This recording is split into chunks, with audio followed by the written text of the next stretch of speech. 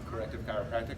Today what I'm going to go over some of the most common questions that people ask me as far as traveling, holding their kids, just the most nuggets that I give out in a day just to help you with your posture. I want to share all of those with you right now. So the first one is sitting in a chair. A lot of times we either have to sit in a chair for work, we have to sit in our car as we're going to or from work, or we're sitting in a chair as we're on an airplane. So what's a better way that you can sit, at least at work? A lot of people, whether you're home on the couch or you're sitting at work, the most common thing that I see is people sitting here. This might not look that bad until you stand up.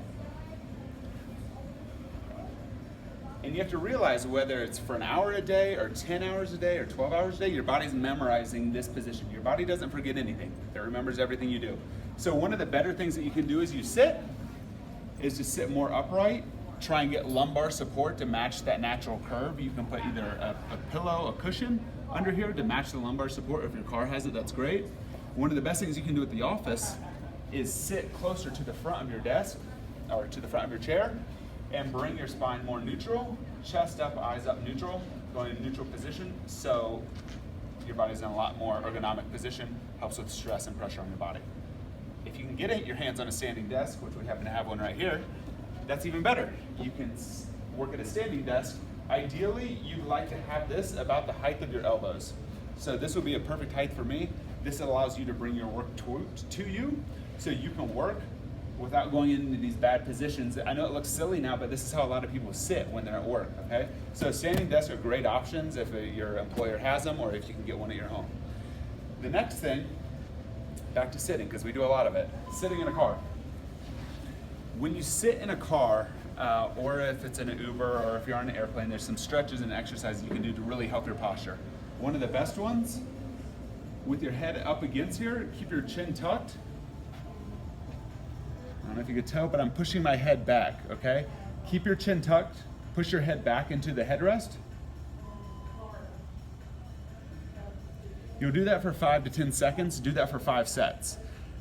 If you're on an airplane or at a red light, you can do this next one. Don't do this next one while you're driving, but you can also turn your head at a 45-degree angle and push your head back up and then release. You would do that for 5 to 10 seconds. Again, please do not look to the side and drive forward, all right? The next thing that I want to go over, a lot of times with dads or with guys, I see the wallets in their pockets and they're sitting on them. I'm going to exaggerate this demonstration, but I just want to show you how important it is. This is the wallet that I carry around on a regular basis. I'm just kidding, but let me show you what it looks like if you sit on your wallet. I'm going to demonstrate it on the floor so you can see it really clearly. Imagine this is my wallet in my back left pocket. This is me sitting normal.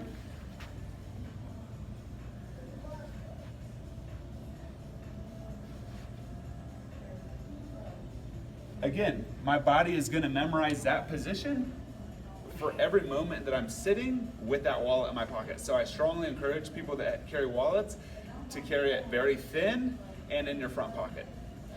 The next thing we're going to do, this is my son, Dynamax. He's 20 pounds.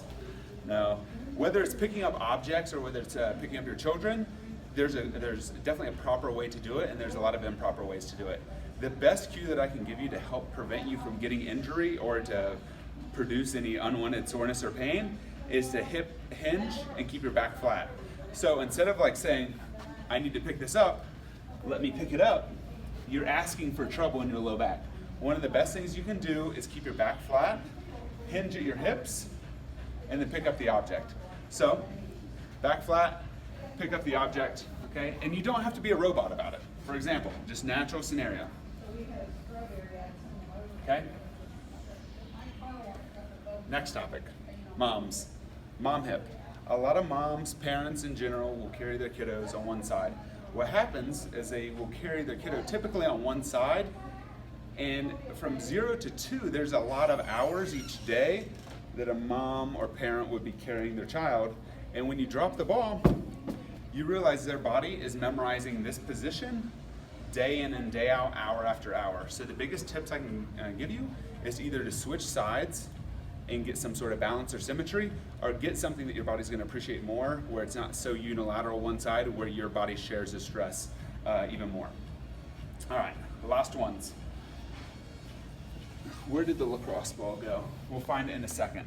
The next stretch I want to focus on is a figure four. Don't do this while you're driving, but you can do this while you're flying or when you're like in an Uber. It's a figure four stretch. Thank you. Magical lacrosse ball just showing up. Put your leg in a figure four position. You can push down on your knee and stretch out the hips. You want to do this both sides. I would recommend at least 30 to 90 seconds each leg. This next one is like my favorite nugget that I give to most people. It's a lacrosse ball stretch in your low back. The muscle's called the quadratus lumborum.